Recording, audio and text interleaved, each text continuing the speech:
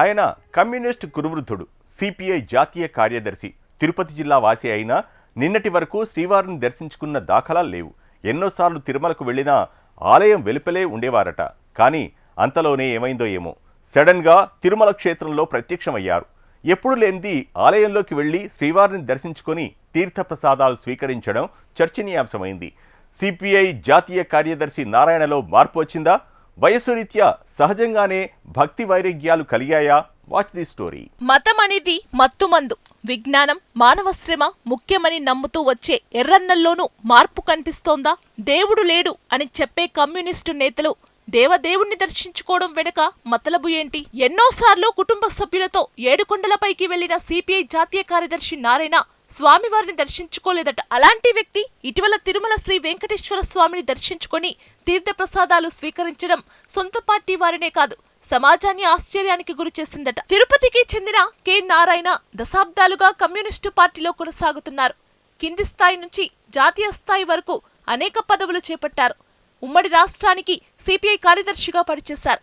తాజాగా సిపిఐ జాతీయ కార్యదర్శి హోదాలో 2 తెలుగు రాష్ట్రాల్లో కీలకంగా వ్యవహరిస్తున్నారు. ప్రజా సమస్యలపై నిత్యం పోరుబాటు సాగించే నేతగా ఆయనకు పేరుంది. దేవుణ్ణి నమ్మనప్పటికీ భక్తుల విశ్వాసం, నమ్మకాలపై ఎప్పుడూ విభేదించేవారు కాదట. ఎవరి నమ్మకం భక్తి వారిది అని చెప్పేవారట. దేవుడికి దండం పెట్టినప్పటికీ భక్తుల విశ్వాసాలను గౌరవిస్తారని నారాయణకు పేరుంది. నారాయణ ఏనాడు గుడిలోకి వెళ్లిన దాఖలాలు లేవు. స్వయంగా తిరుమలకు పలుమార్లు వచ్చిన ఆలయం వెలుపల తిరుగుతూ అందరితో మాట్లాడేవారట. దేశ విదేశాల నుంచి నిత్యం లక్షల మంది దేవదేవుడి దర్శనానికి క్యూ కడుతుండడం, కోట్లాది మంది భక్తుల మనోభావాలతో ముడిపడిన వ్యవహారం కావడంతో ఆలయ పవిత్రత, ఆగమశాస్త్ర నియమాలు, భక్తుల నమ్మకాలకు ఆయన విలువ ఇచ్చేవారట. తిరుమల తిరుపతి దేవస్థానంలో ఏదైనా తప్పులు జరిగినా, ఆరోపణలు వ్యక్తమైనా ఎప్పటికప్పుడు నర్మగర్భంగా వ్యాఖ్యానిస్తూ ప్రభుత్వాలను, టీటీడీని ప్రశ్నిస్తూ వచ్చిన ఆయన కల్తీ నెయ్యి వ్యవహారంలోనూ అనేక మార్లు తన డిమాండ్ను వినిపించారు. తిరుమల శ్రీవారి లడ్డూ తయారీకి కల్తీ నెయ్యి సరఫరా జరిగింది అని సిట్ నిర్ధారించడంతో నారాయణ మనోవేదనకు గురయ్యారట. తిరుమలలో కల్తీ నెయ్యితో పాటు గతంలో జరిగిన అక్రమాలు బయటకి వస్తున్న తరుణంలో ఆయన శ్రీవారిని దర్శించుకున్నారట. గర్భాలయంలోకి వెళ్లి దేవదేవుణ్ణి దర్శించుకుని తీర్థప్రసాదాలు స్వీకరించారు. కల్తీ నెయ్యి విషయంలో ఒకరిపై ఒకరు విమర్శలు మానాలని విజ్ఞప్తి చేశారు.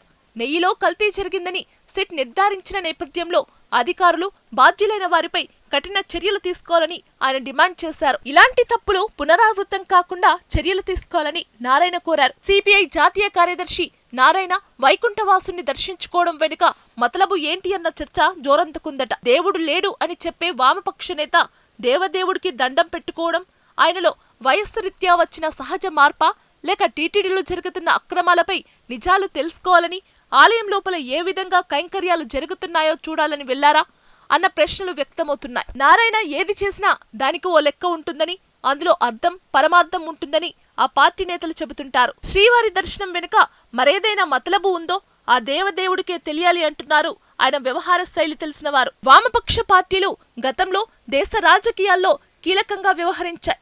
గతమెంతో ఘనం, వర్తమానమంతా గందరగోళమన్నట్లుగా మారింది. ఒక్క కేరళలో తప్ప కమ్యూనిస్టు పార్టీ దాదాపు అన్ని రాష్ట్రాల్లోనూ చితికిలబడింది. అయితే మారుతున్న ఆధునిక భారతానికి తగ్గట్టుగా ప్రజల అభిప్రాయాలను తెలుసుకుంటూ రాజకీయాల్లో పరివర్తన చెందలేదని, అదే మూస ధోరణిలో ఉండటంతో వామపక్ష పార్టీలు మనుగడ సాధించలేక గడ్డు పరిస్థితిని ఎదుర్కొంటుందని ఎవరిని అడిగినా ఇదే అభిప్రాయం చెబుతున్నారు. వామపక్ష పార్టీలు దేవుణ్ణి నమ్మవు. అయితే ప్రజల మత విశ్వాసాలను గౌరవించకుండా తమ వాదనని పట్టుకొని కూర్చోవడంతో ప్రజలకు, లెఫ్ట్ పార్టీలకు దూరం పెరగడంతో ఇది కూడా ఓ కారణమే. ఈ విషయాన్ని గ్రహించి నారాయణ తన రాజకీయ వ్యూహాన్ని మార్చారా? వెంకన్న సన్నిధికి వెళ్లి ఆ దేవదేవుణ్ణి దర్శించుకోవడంతో మళ్లీ అన్ని వర్గాల ప్రజలకు దగ్గరవ్వాలని చూస్తున్నారా? అందులో భాగమేనా తిరుమల దర్శనం అన్న వార్తలు వినిపిస్తున్నాయి. చూడాలి మరి ఆ నారాయణ సన్నిధికి ఈ నారాయణ ఎందుకు వెళ్లారో ఆ కాలమే నిర్ణయిస్తుంది.